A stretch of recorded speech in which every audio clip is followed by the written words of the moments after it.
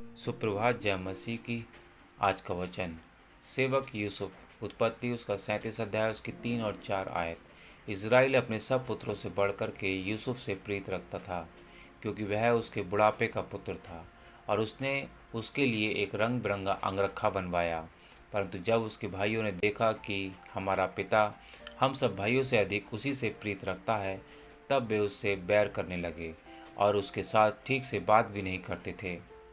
जबकि हम कठिन परिस्थितियों में ईमानदारी से परमेश्वर की सेवा कर रहे हैं, वह हमें हमारे भविष्य के लिए तैयार कर रहा है।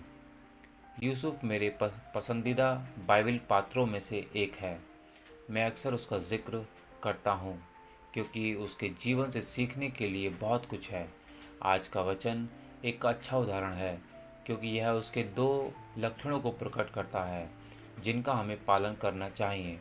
पहला, उसने अपने जीवन के शुरुआती दिनों में ही सेवक भावना का प्रदर्शन किया था। उत्पत्ति 37 उन बातों का वर्णन करता है जो उस समय घटी थीं, जब यूसुफ लगभग 17 वर्ष का था।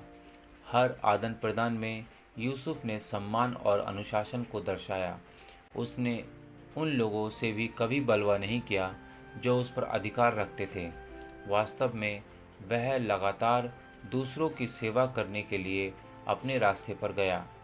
दूसरा, यूसुफ ने महसूस किया कि परमेश्वर उसके जीवन को नियंत्रित कर रहा है। आप प्रत्येक परीक्षण में उत्कृष्टता के उसके अथक प्रयास की व्याख्या कैसे कर सकते हैं?